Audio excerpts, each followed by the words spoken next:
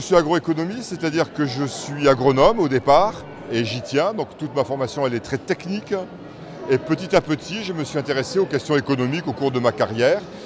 Je suis aujourd'hui donc indépendant, consultant, je fais beaucoup d'interventions, de conférences, de conseils, de formations auprès des gens qui veulent réfléchir sur comment évolue l'agriculture, vers où on va et qu'est-ce qui l'a fait évoluer.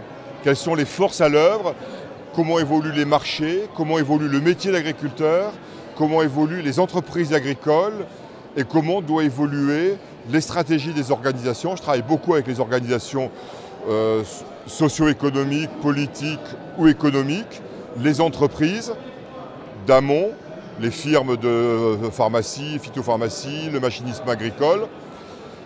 Et donc ce que j'amène, c'est la lecture que j'ai de l'exploitation agricole et de son environnement, ce qui m'a amené également à publier il n'y a pas longtemps un livre sur en quoi le numérique, qui est une révolution, en quoi le numérique va changer l'agriculture, quels sont les pièges, quels sont les atouts, comment on peut imaginer que ça change le métier d'agriculteur, les structures des exploitations agricoles, parce que ça va avoir un impact sur les structures des exploitations agricoles, et les relations entre les agriculteurs et leur environnement.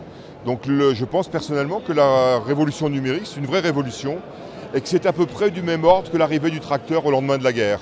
Alors on me dit, mais oui, mais c'est trop fort.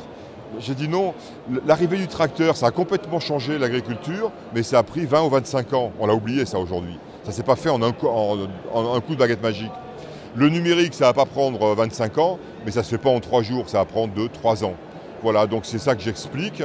Et je m'appuie là-dessus sur la connaissance que j'ai des cultures que j'avais il y a longtemps quand je travaillais dans le nord de la France, et la connaissance que j'ai de l'élevage, que j'ai appris dans la Manche pendant les 20 ans que j'ai passé comme directeur général du CERF France, ce qui m'a permis de connaître ce beau département que je ne connaissais pas.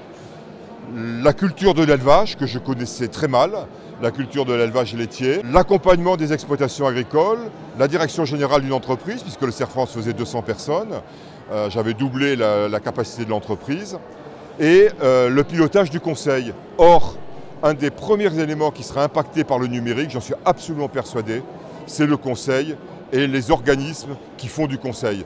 Donc aujourd'hui, c'est des gens avec lesquels je travaille. À bientôt sur tvie.tv.